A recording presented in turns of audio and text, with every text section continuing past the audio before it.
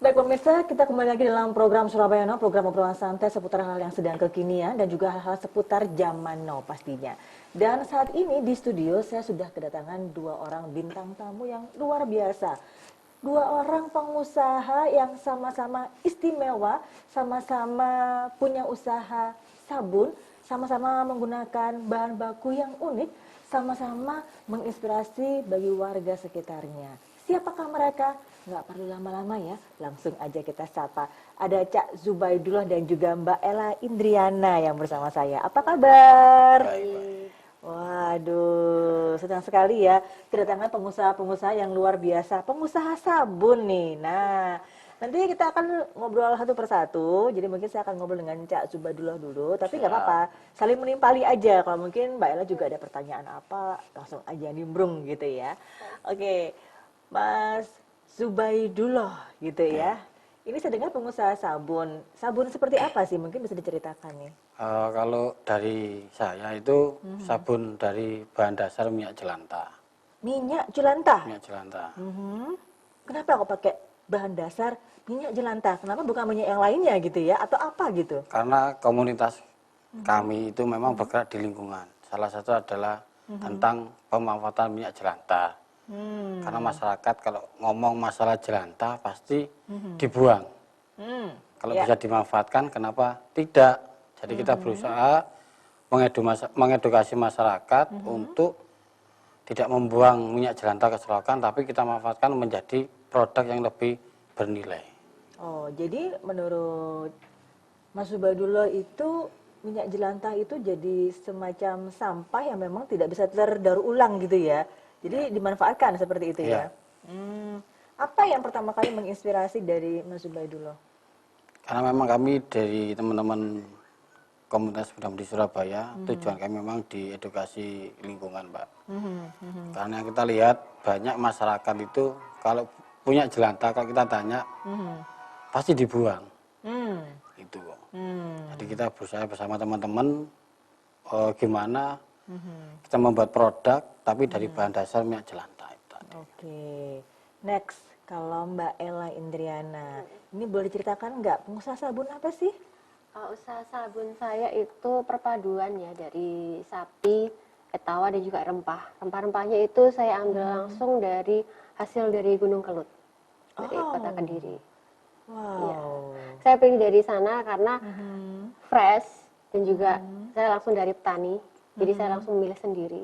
Jadi hasilnya itu lebih kualitas nomor satu. Gitu. Kenapa pakai bahan baku susu dicampur dengan rempah-rempah? Kenapa bukan yang lain gitu? Karena dari dulu dari nenek moyang saya itu ada satu resep bagaimana bisa cantik. Tapi kalau zaman dulu itu kenapa putri-putri raja itu bisa cantik, bisa putih, halus, tanpa jerawat, tanpa noda hitam. Nah, itu nenek saya, mbah buyut saya itu ada resepnya. Nah, sekarang yang di zaman now ini saya aplikasikan bagaimana orang zaman now itu bisa seperti ratu-ratu yang dulu, lampau itu tanpa ribet, tanpa bahan kimia, tapi bisa dari hasil alam. Oh, luar biasa. Jadi saya mau padu dari susu dan juga rempah-rempah yang saya pilihkan hanya khusus untuk wajah yang bermasalah ataupun wajah yang ingin putih, bersih ataupun kepingin yang glowing seperti itu. Oh, jadi fokusnya untuk sabun muka, sabun badan? Wajah dan juga badan bisa. Oh, oke, luar biasa. Kelihatan ya dari casingnya ya. Mbak Ella ini seperti ratu zaman dulu, putri-putri zaman dulu gitu ya. Makasih. Jangan iri loh ya. Sudah tua nanti rasa gimana gitu ya. Oke, saya kembali lagi. Mas Ubadullah bisa diceritakan sejak kapan sih usaha seperti ini? Kami sebenarnya di edukasinya, Mbak. Karena selama ini memang kita itu kan juga punya namanya base camp jelantah. Jadi masyarakat ketika kita edukasi tentang pemerawatan jelantah pasti nanti dibuang kemana. Oh, oke. Jadi kita tampung jelantahnya, nanti kita kerjasama dengan perusahaan yang ekspor ke Belanda. Jadi jelantah sebagian kita kirim ke perusahaan yang diekspor untuk biodiesel. Tapi dari kami kita berupaya membuat produk dari bahan jelantah tadi ini. Hampir setengah tahun lah kita bergerak untuk souvenir ini. Oke. Jadi sebenarnya lebih fokus ke pengelolaan minyak jelantah seperti itu ya. Iya. Jadi mau dibuat seperti apa mungkin?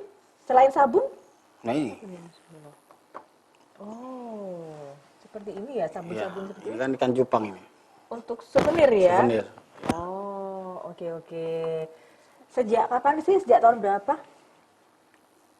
Kalau kita masih baru Mbak, karena memang komunitas kami ini belum ada 1 tahun, tapi kalau undangan tiap hari ada. Oh, iya iya iya iya. Luar biasa. Karena memang itu tadi ya misinya ya, mengedukasi Masyarakat. minyak jelantah itu supaya bisa bermanfaat gitu ya. Iya. Tidak dibuang begitu saja, luar biasa. Di area mana saja nih? Kalau untuk edukasinya kita Surabaya ini tiap hari kita ada, karena memang selama ini masyarakat kalau ngomong pengolahan jelantah kan tidak ada. Kalau pengolahan sampah organik dan non organik pasti ada, tapi jelantahnya belum ada. Jadi kita bergerak di situ. Tapi untuk produk kita sudah ngirim ke Jakarta sama Rembang juga. Untuk Oh, produknya. luar biasa ya. Wow, paling banyak pesanan apa nih? Oh ini bunga sabun ini. Bunga sabun ya. Ini juga dari jelantah. Ini untuk sabun apa sih sebenarnya, sabun dari minyak jelantah ini sabun untuk apa? Tadi kan kalau dari Mbak Ella kan untuk sabun wajah, sabun badan. Kalau dari sabun dari minyak Jelantah. jelantah ini? Sabun minyak jelantah hanya untuk cuci tangan, cuci piring, sama cuci baju. Oh, nggak bisa ya pakai wajah atau badan ya? Kalau mau enggak apa-apa. Kok nggak enak ya pemirsa? Ya, ya, ya, ya, ya, ya. Ini yang saya penasaran, pemilihan minyak jelantah gitu kan. Biasanya kalau sabun itu kan identik dengan yang harum gitu ya. Coba ini saya bawa dulu ya. Loh, harum. Kan kalau biasanya kan minyak jelantah kan nggak bau apa-apa gitu ya. Ada prosesnya juga, Mbak. Oh, seperti apa sih? Mungkin bisa diceritakan.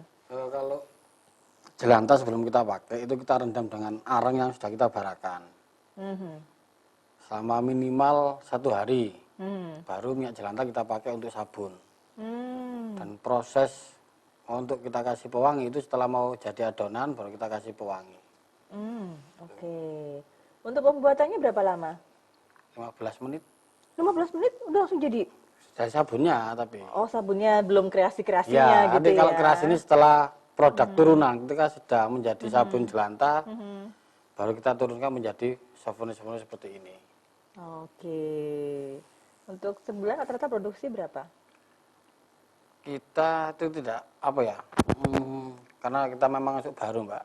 Jadi kalau bunga ini yang lagi marak memang ini. 1 minggu bisa 2 sampai 3 pesanan ini. Oke. Ini sampai harga 200.000. Wow, satu paket ya ini Iya, berarti ya? satu rangkaian.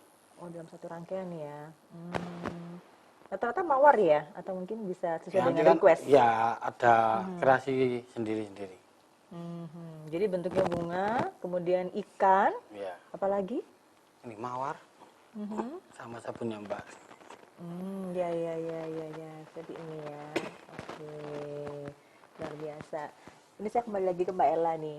Mbak Ella, tadi kan juga sempat disebutkan ya, Mbak Ella ini terinspirasi dari resep kuno, nenek moyang dahulu gitu ya. Nah, dari sisi Mbak Ella sendiri, ini kan ada banyak-banyak variasinya gitu ya untuk produk-produknya. Mungkin bisa diceritakan apa aja sih? Tadi sempat disinggung nih ada susu etawa, kemudian apalagi rempah-rempahnya? Yang pertama basic itu pertama kami keluarkan produk itu sabun susu sapi. Terus ada permintaan dari buyer itu etawa. Ada kita keluarkan juga sabun susu etawa. Lalu berlanjut lagi kalau yang untuk buyer yang dari luar itu nggak begitu suka yang berbau susu kayak bikin putih, mereka nggak begitu suka. Jadi mereka sukanya yang rempah, jadi hasil Indonesia gitu. Jadi kita keluarkan yang sabun hasil dari rempah-rempah yang saya bilang dari Gunung Kelut tadi. Jadi ada yang sabun kita namakan sabun cenur. Sabun cenur itu perpaduan cengkeh dan juga kencur. Oh, Lalu yang kedua itu sabun cengkir, perpaduan cengkeh dengan kunyit. Sebenarnya ada juga sabun sirahmi, itu sirih merah dan kunyit. Jadi untuk wanita. Oke, mungkin bisa disebutkan ya, kalau tadi sabun cenur khasiatnya lebih ke apa tadi? Sabun cenur itu lebih spesifiknya ke jerawat yang sangat parah. Jadi jerawat yang batu tidak bisa sembuh ataupun jerawat yang bernanah, meradang merah, itu nanti di masker. Caranya di masker. Jadi bukan seperti kita pakai sabun biasa langsung bilas, itu enggak. Jadi dibiarkan dulu beberapa saat sampai kering atau sampai besoknya kita bangun tidur itu bisa. Jadi langsung kering, ambles, nggak jadi matang lagi. Cenur, cengkir seperti itu. Ya juga kopi juga gitu. Kita juga ada produk coffee milk. Jadi perpaduan kopi dan juga susu. Itu selain memutihkan juga untuk mengatasi jerawat yang beruntusan. Selain susu sapi dan juga etawa itu untuk jerawat yang beruntusan juga. Tapi kalau jerawatnya yang sudah tingkatannya parah itu pakai cenur ataupun cengkir. Oh, jadi seperti itu ya. Oh, ya, ya, ya, ya, ya. Untuk wajah dan badan juga sama dengan varian yang sama juga, punya Iya. khasiat yang sama juga berarti. Iya, untuk yang badan, cenur itu untuk gatal-gatal ataupun panu ataupun terata itu bisa. Cenur, cengkir itu bisa. Dan untuk bau badan berlebih itu pakai cengkir. Bau badan berlebih, kaki, biasanya kaki itu pecah-pecah. Pakai cengkir, caranya juga sama. Kita pakai, diamkan beberapa saat atau lebih sering dalam satu hari, 5 kali sehari. Itu akan lebih menstabilkan kolagen kulit, jadi besok akan kembali normal. Atau mungkin sekitar 3 harian kalau dia udah pecah-pecah kulitnya udah parah gitu ya. Nah, kita pakai cengkir. Oke, luar biasa. Kalau yang etawa sendiri, Kalau sabun etawa itu pure etawa, tapi etawa saya itu berbeda dengan sabun etawa yang lain yang mungkin ada di toko ya. Etawa saya itu plus kolostrum. Jadi apa itu? kolostrum itu adalah susu sapi yang habis melahirkan induknya itu keluar pertama itu adalah kolostrum, yaitu yang paling ampuh daripada susunya. Yaitu perpaduan saya padukan kolostrumnya induknya tadi dengan susunya. Fungsinya? Fungsinya itu lebih bagus lagi dari susu, dari kolostrumnya itu untuk menghaluskan kulit. Jadi untuk menghaluskan kulit, memutihkan juga untuk menyembuhkan bintik hitam dan juga mengembalikan kolagen kulit yang rusak akibat kita pakai pemakaian krim kimiawi yang bermerkuri ataupun kena timbal karena kosmetik. Oh, oke, luar biasa ya. Oke, nanti kita akan ngobrol lebih banyak lagi ya dari Mbak Ella, Mas Badulo. Kalau misalnya ada yang mau di-sharing monggo gitu ya. Tapi kita break dulu ya. Nanti kita lanjut lagi. Ya. Oke, pemirsa, kita akan break dulu. Kita akan kembali setelah jeda pariwara berikut, tetap di Surabaya Now.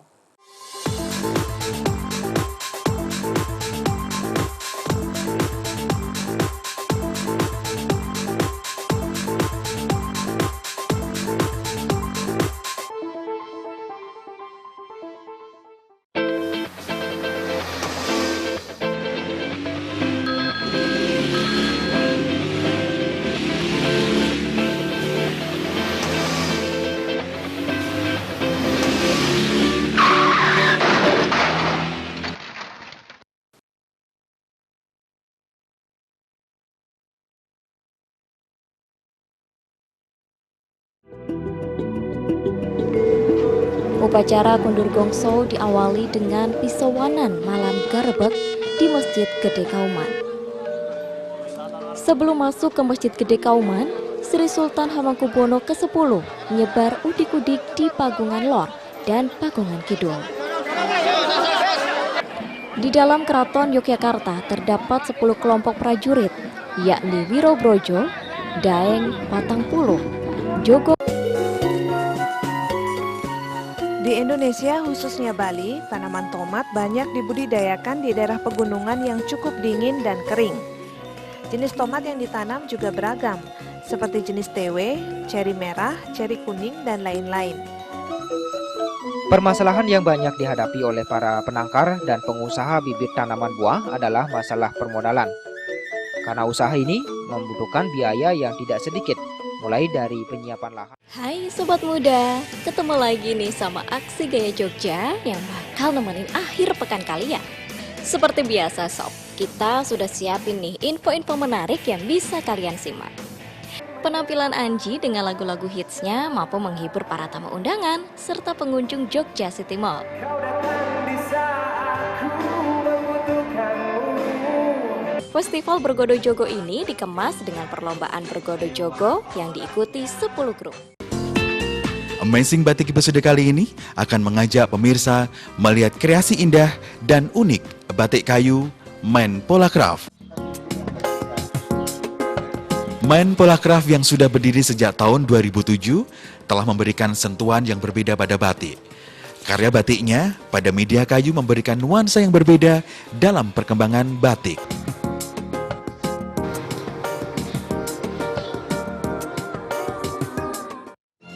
Salmon betina dipenuhi oleh telur dan warna kulit mereka yang terang menunjukkan kesiapan mereka dalam memilih pasangan hidup. Kini ikan salmon jantan tidak perlu melawan arus, tapi mereka membutuhkan rahang yang kuat dalam bertarung. Sementara para predator dapat datang dari laut maupun udara, ombak sendiri adalah kekuatan yang harus diperhitungkan. Zona terendah yang terkena pasang kadang dinamai hold fast habitat.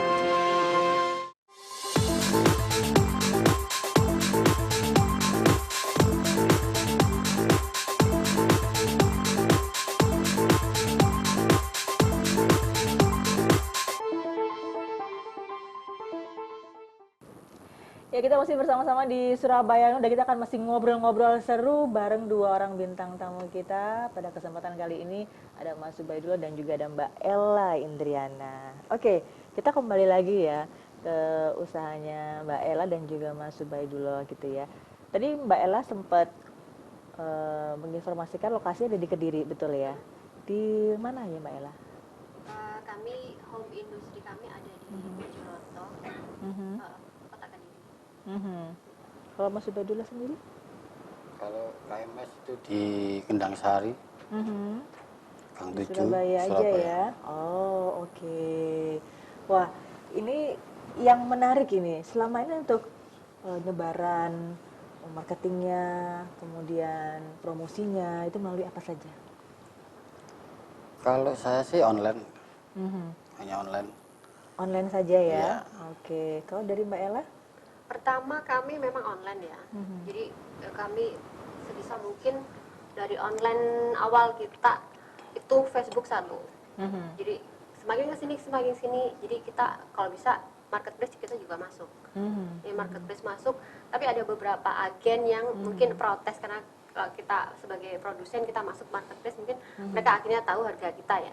Jadi akhirnya kita marketplace stop seperti Bukalapak, Shopee, Lazada dan lain-lain itu kita stop. Jadi pure kita sosial media seperti Instagram, Line, terus YouTube juga kita masuk, juga ada Google juga kita masuk. So far sih alhamdulillah bagus sih untuk penjualan juga masih bagus, masih stabil, juga semakin bertambah. Oke. Selama ini pernah dapat order dari mana aja yang paling jauh? Paling jauh kalau saya itu dari Hong Kong. Dari Hong Kong? Iya. Wow. Ada luar TKI biasa. sini yang ke sana. Jadi bawa produk saya ke sana. Oh, iya. Di Macau. Dari Macau. Iya. Oh, luar biasa. Kalau Mas Subadullah? Kalau saya ini kan hanya edukasi, Mbak. Jadi kalau ngomong bisnis memang kita belum merana ke bisnis. Oke. Karena selama ini ngomong jelantah, masih ngomong jelantah, itu kan edukasinya yang kita terapkan. Jadi lebih ke sisi situnya ya, Iya. berarti ya. Tapi kita sudah kirim ke kemarin Rembang itu juga di Bank Sampah Induk Rembang itu juga mau melakukan pengolahan minyak jelantah. Jadi ini kita bawa ke sana untuk dipamerkan kepada komunitas Bank Sampah Rembang. Oke. Berarti untuk target sasarannya adalah bank-bank sampah yang mungkin di luar kota Surabaya juga ya, selain di kota Surabaya sendiri. Dan yang lainnya mungkin dari sisi komersil yang untuk pesanan-pesanan souvenir itu? Kalau souvenir dari teman-teman dekat sebenarnya. Kalau yang untuk kita bahas, kita bukan di bank sampahnya, Mbak. Jadi satu RT itu kita berusaha untuk mau mengelola minyak jelantahnya. Oh, Bukan bank sampahnya, tapi satu RT yang kita mau kita garap. Biar ada pemberdayaan masyarakat. Dan jelantah kalau dibuang ke selokan juga menggumpal dan sulit dibersihkan. Kalau satu RT mau mengelola jelantah, ada satu masyarakat yang mau mengelola jelantah, ya alhamdulillah itu. Itu target kami sebenarnya. Oh, ya. Jadi seperti itu ya. Oke. Nah, Ini saya kembali lagi nih ke Mbak Ella ya. Ini kita kalau mau flashback ke belakang gitu ya. Sebenarnya gimana awal ceritanya Mbak Ella ini bisa berkecimpung di sini? Dulu awalnya itu saya sebagai ibu rumah tangga yang jobless ya, jadi pengangguran total. Habis keluar melahirkan, jadi nggak punya apa ya. Kita kan pengen bantu suami ya pendapatan gitu. Syukur-syukur nanti bisa nambah buat beli susu kan seperti gitu ya. Jadi kita jadi reseller baju, sepatu, sandal, jilbab tuh saya lakonin semua. Kesini saya nemuin produsen masker kefir. Masker kefir akhirnya gimana caranya? Saya pasti bisa kok. Saya bikin juga masker kefir. Akhirnya saya udah putus dengan dia, saya bikin sendiri, produksi sendiri. Terus saya masuk ke grupnya klinik UMKM Kota Kediri. Ya di bawah naungan Dinas Koperasi. Jadi di situ tiap pameran saya ikut. Tapi kenapa kok saya ikut pameran masker kefir itu selalu nggak awet? Kan dari pagi ataupun siang kalau kena panas dia akan rusak. Jadi saya harus bisa mengeluarkan produk yang dia itu awet, tapi dia juga kecantikan juga. Akhirnya saya berinovasi, jadilah saya seperti ini, bikin sabun. Jadi saya tinggalkan masker kefir, meskipun ada beberapa yang dulu masyarakat customer yang lama itu tetap nyari, ya gimana lagi. Akhirnya mereka seneng banget kalau saya ngeluarin yang ini. Jadi lebih praktis juga juga hasilnya juga lebih cepat juga. Karena kalau yang kemarin yang produk lama itu ada yang cocok ada yang enggak. Tapi kalau yang sekarang ini saya ramuan yang seperti ini, alhamdulillah semua cocok, tidak ada Jadi masih ada hubungannya ya dengan aktivitas sebelumnya gitu ya. Iya. Masih seputar kecantikan gitu ya. Iya, saya suka karena dari kecil tuh saya suka dandan-dandan kayak anak. Oh. Jadi ke bawah. Dandan-dandan sama teman-teman kecil atau kecil. Jadi pengen dandan apa ya gitu. Biar cantik. Emang dulu cita-citanya apa sih? Cita-citanya itu nggak nyambung sebenarnya. Dulu pengen jadi apa? Sebenarnya pengen jadi Menteri Pertanian. Saya dulu waktu kecil nggak pernah ditanya dan nggak pernah jawab seperti itu loh ya. Ini luar biasa loh, kecil-kecil ditanya pengen jadi Menteri Pertanian. Kenapa? Gak tahu kalau lihat di TV dulu TVRI ya, mesti kan ada paslon pencapir itu loh. Menteri ada presiden sama menteri pertanian. Pengen kayak ini aku pengen kayak gini ya. Itu padahal nggak tahu itu apa. Oh gitu ya, luar biasa nih. Kecil-kecil ditanya langsung pengen jadi Menteri Pertanian gitu. Nggak sekalian presiden ya Mbak Ella. Oke, saya kembali lagi ya ke Mas Zubaidullah. Tadi kan memang sempat disebutkan, sekarang memang lagi fokus untuk mengedukasi masyarakat ya, untuk memberdayakan minyak jelantah seperti itu ya. Yang salah satu produk yang bisa diolah adalah sabun gitu ya, hasil dari produk olahannya itu. Nah, itu bisa diceritakan nggak gimana sih awal ceritanya kok Mas Zubaidullah ini tertarik nyemplung di sini gitu loh? Kenapa nggak mau yang lainnya aja, usaha lainnya, atau mau konsen atau fokus kemana gitu? Dulu itu saya ini kan ketua Karang Taruna Kecamatan. Oh, oke. Saya bergabung dengan komunitas Sahabat Bumi, Mbak, namanya. Sahabat Bumi. Habis itu kami punya program namanya Bank Jelantah Karang Taruna. Dari situ kita kan bersama dengan Sahabat Bumi. Ketika teman-teman berpikir kenapa kita tidak membuat produk yang bisa kita edukasikan ke masyarakat, karena ketika kita ngomong jelantah ke masyarakat, enggak pasti jerino meneng didol maneh. Kita membuat suatu produk ya seperti ini. Kita juga punya sekarang base camp jelantah dan sedekah jelantah. Apa itu? Kok menarik sekali? Sedekah jelantah. Sedekah jelantah. Kami di komunitas Muda Mudi punya dua program. Satu pertanian, kita pakai vertikultur itu yang pakai paralon berdiri. Itu satu lonjor berisi 28 lubang. Jadi kalau di Surabaya ngomong kepingin nandur, gak punya lahan, itu solusinya, verti itu. Jadi sedekah jelantah itu ketika masyarakat mau daripada membuang jelantah atau kita beli dengan harga minim, banyak yang disedekahkan. Dari uang sedekah jelantah terkumpul, kita berupakan pot verti sama tanah, Mbak. Jadi seperti kita sudah bergerak, ada 3 wilayah yang sudah kita salurkan pot verti itu, minimal 3 pot verti bersama media tanamnya. Kalau fosfator sendiri itu kita jual 125. Kalau sama tanahnya itu 200.000. Tanaman seperti apa itu yang untuk sayuran. vertikuler? Jadi sawi, selada, bayam. Jadi karena selama ini kan kalau kita ngomong sayuran atau pertanian pasti pakai pupuknya kan pupuk kimia tuh Mbak. Nah, kita berupaya gimana masyarakat itu mau bertanam sehat. Kalau nyenengan bertanam sendiri gak mungkin dikasih pupuk kimia karena mau dimakan sendiri. Jadi program kita di situ ada pengolahan minyak jelantah dan bertanam dengan metode vertikultur tadi. Wow, luar biasa ya. Berarti Mas Subadullah ini berarti fokus dan peduli pada lingkungan sekitar seperti itu ya. Ibaratnya seperti itu. Tadi juga tergabung dalam komunitas Sahabat Bumi, komunitas muda-mudi juga ya. Sebenarnya untuk aktivitas sharing Saya ya. ini anggota Linmas Kota Surabaya. Oh, ya. Saya bertugas di Puskesmas Kedurus.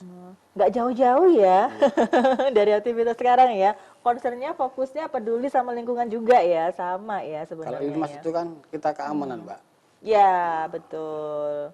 Seperti itu. Nah, salah satunya ada Sahabat Bumi tadi, komunitas muda-mudi. Itu sebenarnya kegiatannya apa saja sih? Mungkin bisa di-share. Kalau Sahabat Bumi itu memang organisasi atau komunitas awal saya ikut di lingkungan. Karena Bu Wulan itu ketuanya kan fokus di pengolahan limbah organik. Jadi edukasinya itu satu rumah itu mau mengelola sampahnya sendiri. Seperti apa itu? Untuk yang memisahkan sampah kering, sampah basah? Iya, kita di sampah organiknya kalau Sahabat Bumi. Kalau sampah non organik kan ada bank sampah. Oh iya. Tapi sampah organiknya pasti terbuang. Jadi itu dikelola menjadi kompos sama pupuk cair. Oh, oke. Tapi itu tua-tua orangnya. Akhirnya saya buat sendiri, muda-mudi Surabaya, berupaya mengajak yang muda-muda untuk ikut di lingkungan. Itu ceritanya. Awal kita punya nama KMS itu, Mbak. Oh ya. Komunitas muda-mudi Surabaya. Fokus kitanya sama, tapi yang membedakan adalah anggotanya gitu ya? Ya. Maksudnya gitu ya? Waduh, diskriminasi ini ya? Enggak, dikasih tua-tua aja kalau lingkungan. Jadi awalnya kok aku merasa paling muda gitu ya, aku tak pindah gawe dewe gitu ya. Tapi kita tetap sinergi, Mbak. Jadi Sinergi kita ya? punya KMS, Sahabat Bumi sama Pondok Jatayu itu, Apa itu? Nganjuk itu yang dia punya program Nusantara Bangkit. Seperti Jadi- apa tuh aktivitasnya? Oh ya, bertanam, pengolahan sampah. Jadi memang berupaya mengajak masyarakat itu untuk bertanam di rumah masing-masing. Karena selama ini kita tahu lah untuk pertanian pupuk kimia banyak dan sebagainya. Kalau kita bertanam sendiri, nggak mungkin kita kasih pupuk kimia. Itu harapannya seperti itu. Kemandirian pangan sehat dari pondok itu. Jadi kita kerjasama selama ini pembuatan pot itu dari KMS, untuk bertanam itu dari Pondok Jatayu, kalau pengolahan sampahnya dari KSP tadi. Wow, luar biasa ya. Jadi bersinergi, jadi satu, bermanfaat ya bagi lingkungan sekitarnya. Selama ini sudah ada berapa wilayah di Surabaya yang menerapkan apa yang dilakukan oleh Mas Subadullah? Kalau keliling edukasi saya tiap hari, Mbak. Undangan, apalagi ini mendekati lomba lingkungan Surabaya, enggak, lomba lingkungan Surabaya ini kan tidak ada, kita lihat kan pasti ada yang hanya pengolahan limbah organik dan sebagainya. Kalau jelantah ini kan baru. Jadi saya mendampingi beberapa RT itu yang mau ikut lomba lingkungan itu. Oh, ya. Kalau untuk agenda rutinnya apa itu kira-kira?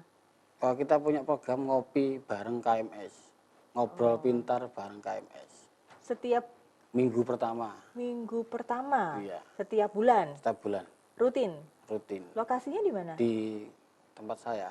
Oh, jadi Mas Subadullah mengundang mereka untuk datang gitu? Iya, kita bikin woro-woro di FB, Instagram untuk kita adakan rutin. Narasumbernya juga kita cari yang gratis.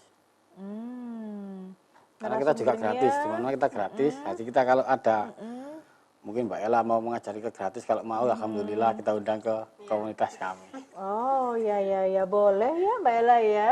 Jadi bebas ya, narasumbernya bisa pengusaha Iya. juga, atau mungkin praktisi lingkungan juga bisa ya, seperti itu ya. Sejauh ini apa nih respon dari masyarakat sekitar seperti apa? Pertama sih antipati, jelantah. Ketika sudah menjadi produk, saya pajang di depan sekretariatan, banyak yang tertarik juga mau yang mau belajar. Oh, ya. Luar biasa. Nah, ini kan banyak sekali variannya ya, kalau dari minyak jelantah ini, sama yang untuk vertikular juga ya. Vertikultur. Nah, ini ketika ada sosialisasi seperti ngopi ya, ngopi bareng KMS gitu ya. Apakah memang hanya khusus untuk bulan ini, hanya untuk yang budidaya minyak jelantah saja edukasinya, atau mungkin dicampur? Nah, mix, kita seperti itu. per minggu, per ngopi itu kita satu materi saja, Mbak. Satu materi aja. Kita fokuskan. Dan kita juga mau bikin program itu Kampung Verti.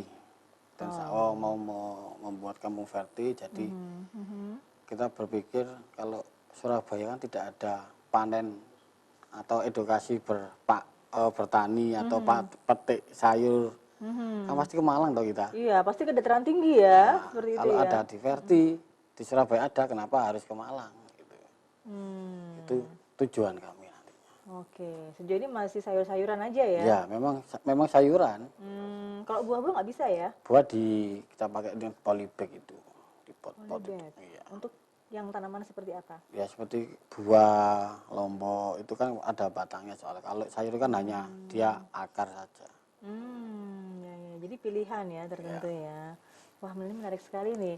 Oke, kita break dulu, jeda dulu, nanti kita lanjut lagi. Dan pemirsa, kita akan melanjutkan lagi obrolan seru kita. Tentunya setelah yang satu ini, jangan kemana-mana ya.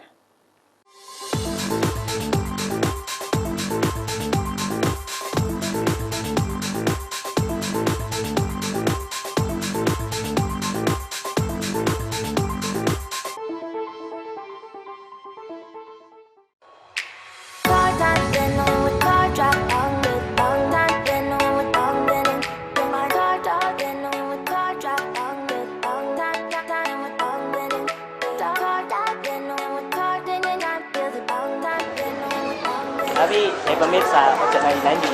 Mari ini, awak dewi balik mana? Tetap neng, ayo rek jalan-jalan. Melaku-melaku, kambek golek ilmu.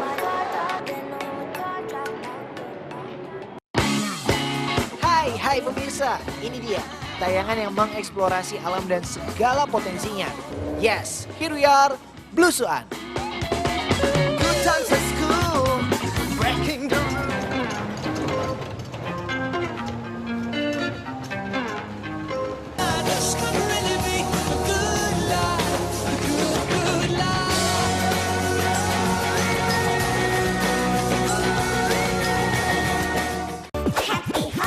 Sumo, baru juga main sebentar.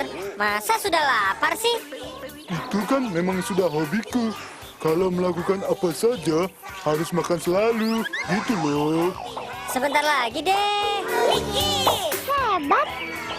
Happy Teh kelihatannya senang sekali. Iya dong. Oh. Happy baru dapat uang ya? Bukan jangan.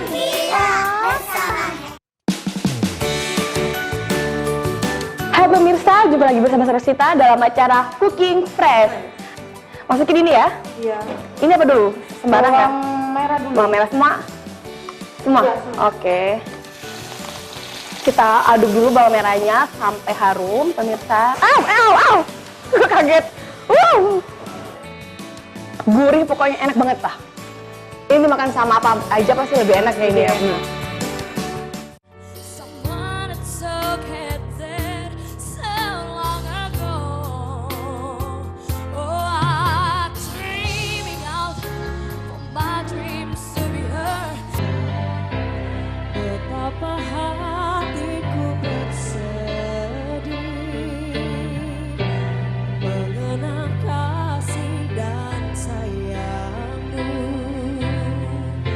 Setulus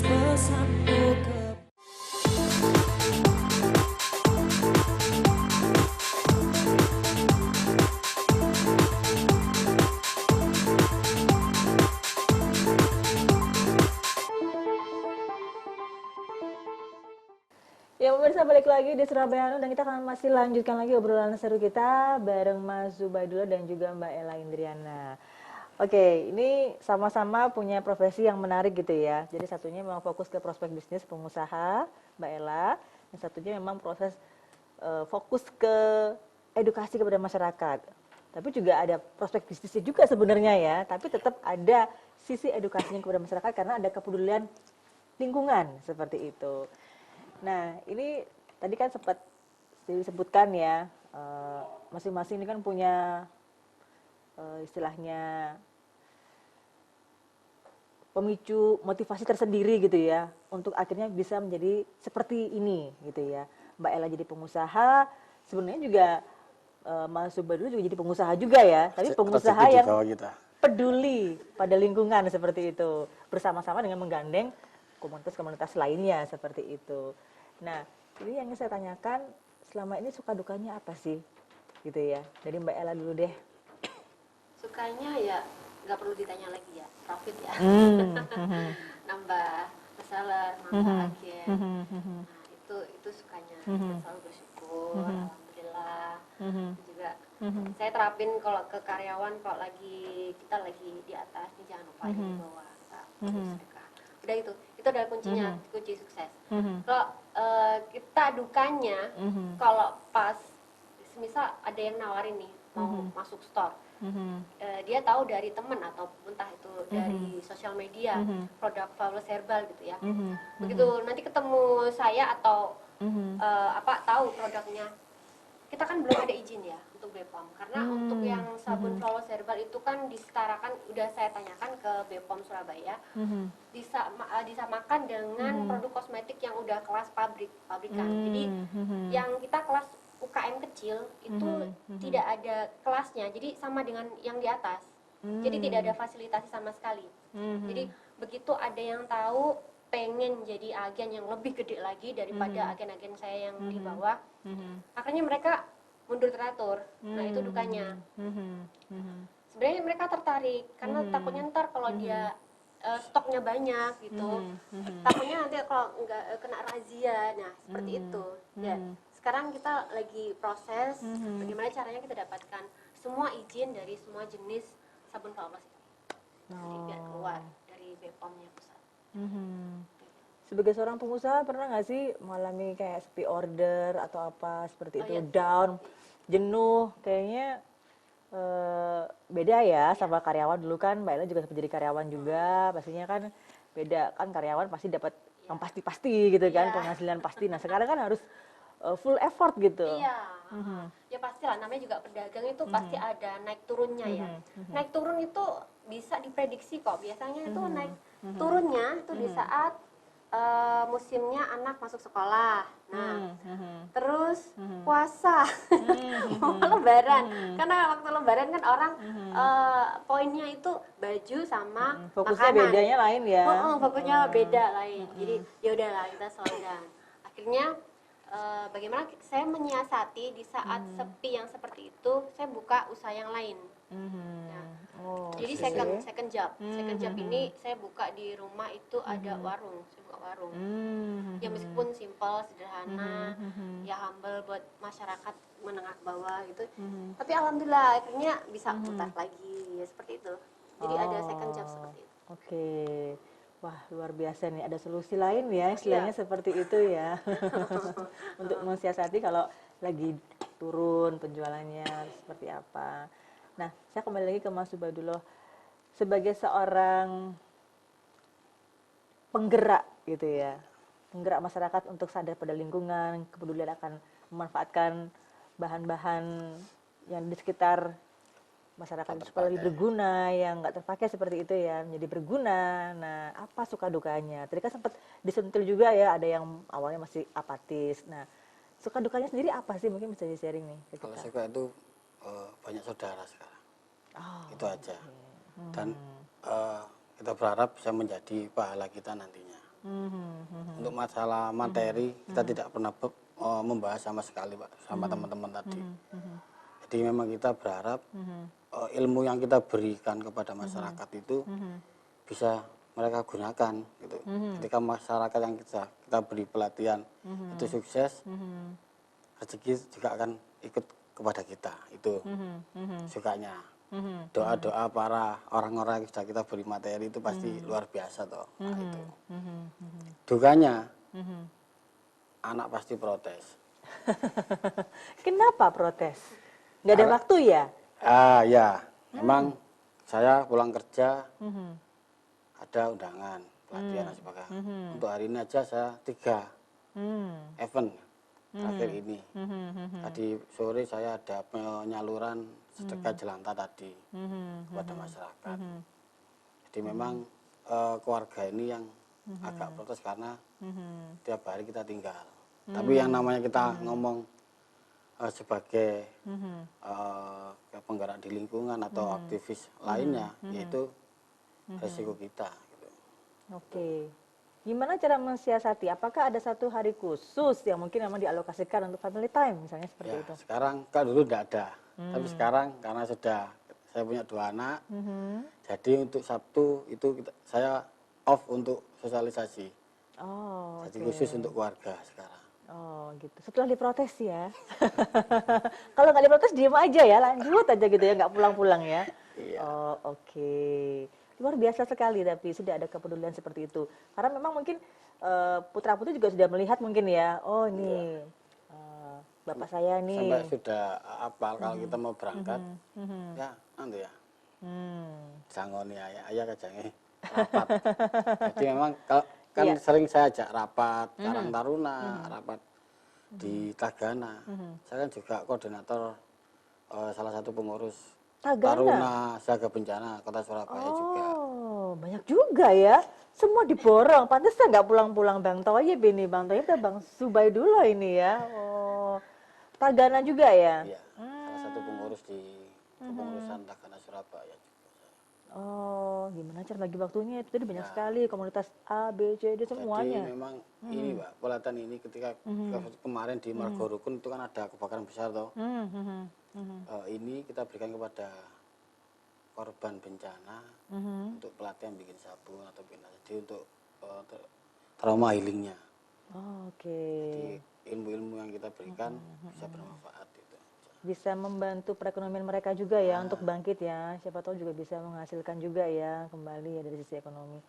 Luar biasa. Dan jelantah ini yang menghidupi komunitas saya. Oh, luar biasa. 1 bulan hampir 2 jutaan lah dari jelantah itu sendiri. Wow, rutin ya? Iya, belum yang ini. Itu hanya jelantah yang di base camp jelantahnya saja. Kalau ini ya insya Allah lebih lah. Karena satu paket saya bisa 300.000. Sekarang teman-teman ada yang daur ulang plastik itu jadi bunga. Jadi cuman kami yang di komunitas ini mulai berupaya apa yang dibuang sama masyarakat itu menjadi produk berarti bernilai. Apa saja ini berarti? Sampah apa saja sudah nggak ngelihat lagi ya minyak jelantah. Jadi apapun. Mungkin kita berusaha untuk apa yang dibuang sama masyarakat kita jadikan produk yang bernilai. Oh, sejauh ini apa saja? Ini saya lagi mau bikin sofa yang dari botol itu juga. Teman-teman sudah bikin plastik itu, botol aqua itu kita jadikan bunga. Saya juga sudah bikin vas bunga dari botol bekas. Memang tidak saya bawa karena saya gak muat bawanya tadi. Kita punya itu jadi ketika masyarakat datang ke kami, ya ini produk kami. Wow, luar biasa ya. Ada berapa orang sih jumlah komunitasnya? Kami ada, enggak banyak Mbak, 25-an. Cuma yang bergerak, kita punya tim inti itu 5 orang. Aktif ya? Ya, jadi kita bagi tugas. Ketika ada undangan bareng, kita bagi tugas. Itu aja. Oke, jadi ketika ada undangan untuk mengedukasi, ada pilihan juga ya? Ya. Mau apa dulu? Mau belajar pembudidayaan minyak jelantah atau tanaman, bertani ya, tadi ya, tanaman hortikultur tadi, pembuatan atau potnya. Pembuatan potnya, oke, atau itu tadi ya, pengolahan botol-botol plastik bekas ya, seperti itu ya. Kapan hari itu saya pernah lihat ya, kayaknya di salah satu mall tuh bikin apa, beduk dari botol plastik. Iya. Mudah-mudahan nanti juga bisa dikreasi lainnya ya, selain sofa apa gitu aja ya. Yang penting kan nanti itu Mbak, kerjasamanya dengan pihak lain itu yang perlu. Luar biasa. Oke, ini kalau kita bicara soal harapan ke depannya nih, Mbak Ella Indriana ini, pada usahanya ini apa nih nantinya? Harapan yang terbesar dari Flowers Herbal adalah mendapatkan izin, itu yang utama. Ya meskipun tidak ada fasilitasi untuk produk kosmetik ya dari pemerintah daerah. Jadi kita bagaimana caranya dapat, lalu juga memperluas pasar. Sementara kita kan pasar untuk luar negeri kan masih satu itu tadi ya, yang di Hong Kong tadi, itu pun dia juga dipakai sendiri. Dan kemarin kita dapat kedatangan dari buyer China. Selain sabun herbal ini kan kami juga produksi minyak kemiri ya. Minyak kemiri kami bukan minyak kemiri yang pure kemiri aja, karena itu aja ada beberapa rempah di situ yang dikhususkan untuk rambut. Dan mereka tertarik untuk yang minyak kemirinya. Gitu. Jadi selain pangsa pasar luas juga dapat izinnya juga. Ya semoga saja nanti diperlancar, profitnya juga tambah lagi. Oh ya, amin. Ya. Jadi mengangkat trendsetter dari Kediri juga. Oh, pastinya luar biasa ya. Kalau dari Mas Subadillah sendiri apa nih harapannya? Harapan saya cuma satu, Pak. Masyarakat peduli pada lingkungannya. Wow, Itu luar aja. biasa ya. Hanya peduli saja, tapi tidak Kalau bergerak gimana? Loh, kalau sudah ngomong peduli pasti bergerak. Oh. Bergerak belum tentu peduli. Oh. Kalau bergerak toh. Kalau peduli jelas dia akan bergerak. Ya. Berarti dari Mas Subadul dan teman-teman gitu ya, yang juga berusaha terus gitu ya, menginspirasi juga, bisa juga apa yang dilakukan oleh Mas Subadul ini juga tentunya akan menginspirasi teman-teman di wilayah lain ya untuk berbuat hal yang sama seperti itu ya. Targetnya ini nanti dari Mas Subadullah sendiri, selain minyak jelantah, mungkin ada gambaran apa lagi? Kalau target saya cuma gini kok, Pak. Dengan kita membangun komunitas itu,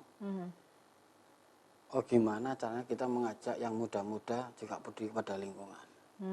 Nah, karena itu selama dia. ini kader lingkungan atau orang yang bergerak itu pasti mbah-mbah kita, ibu-ibu kita, Ya, betul. om-om kita kan gitu Pak ya. Jadi yang muda-muda paling delok ngopi, gelinan HP, ngopi ini aja. Ya. Jadi kenapa kita pakai nama KFS itu juga ada sejarah Mbak. Kalau kita dulu di anak Surabaya ya, kalau kita main ke Kota Madia itu bukan Taman Surya dulu, ke KS atau ke KFS. Jadi kita mengingat zaman SD saya. Oh ya, Kota Madia Surabaya gitu ya, KMS dulu itu ya. Sekarang jadi nama Komunitas Muda Surabaya. Ini kan tadi kan capture-nya kan Karang Taruna ya. Memang anak sekarang ya, anak zaman now juga wow, luar biasa ya tingkat kepeduliannya ya. Harus butuh effort yang luar biasa untuk membuat mereka tuh tergerak seperti itu ya. Nah, jadi harapannya seperti itu ya. Mudah-mudahan masyarakat lebih peduli lagi seperti itu ya. Luar biasa. Nah, mungkin ada yang ingin disampaikan lagi nih seperti Mbak Ella kepada pemirsa yang ada di rumah. Mungkin ada yang ingin jadi pengusaha di awal-awal yang awalnya masih ragu-ragu. Mungkin ada tips-tips apa yang mungkin mau dibagi? Kalau dari saya sih simpel ya. Kalau kita udah dari dalam hati pingin, semisal dari hati, saya simpel aja, saya pingin usaha tempe, semisal ya. Karena dari background saya senang pak tempe, semisal kayak gitu. Udah positive mind, terus majukan, terus juga jangan lupa relasi. Relasi itu diperluas, insya Allah nanti pasti berkembang. Udah itu aja. Optimis, relasi yang luas diperbesar terus, pasti itu akan berkembang, yakin aja. Jalan tuh pasti ada. Seperti saya sekarang yang saya lakukan. Tambah cantik ya. Luar biasa. Nah, ini mungkin yang ingin disampaikan oleh Mas Subadullah, mungkin bisa kepada pemirsa, mungkin kalau ada yang berkeinginan seperti Mas Subadullah sebagai penggerak gitu ya, ada keinginan aja tapi nggak bergerak, ini ya juga sama aja kan seperti itu ya. Nah, ini apa yang ingin disampaikan ini? Yang saya mau sampaikan cuma gitu Pak. Kalau punya jelantah, walaupun sudah menghitam, jangan dibuang ke selokan. Kumpulkan saja atau masukkan kepada botol atau jerigen, bisa dikirim ke kami atau disedekahkan pada komunitas muda budi Surabaya. Atau bisa kita manfaatkan. Jadi intinya jangan buang jelantah sembarangan. Gitu. Karena misi kami memang ada 4, urban farming, pengolahan limbah, pemberdayaan masyarakat, dan social planner. Jadi ini masuk ke social planner. Ketika kita ngomong sosial, ini yang menjadi plannernya nantinya. Jadi kita mengajak yang muda-muda ketika turun ke lingkungan dengan komunitas kami, tapi ada pemberdayaan masyarakat juga tersentuh dan social planner juga akan kena. Gitu. Oke, luar biasa. Terima kasih ya sudah hadir di Surabaya No, Mas Badullah, Mbak Ella, sudah menginspirasi pemirsa yang di rumah. Semoga apa yang kita bahas pada kesempatan kali ini juga bermanfaat bagi pemirsa semua tentunya. Oke, demikian Surabaya No untuk edisi kali ini. Saya Faria Mei, terima kasih untuk kebersamaannya. Kita ketemu lagi minggu depan. Salam Surabaya TV.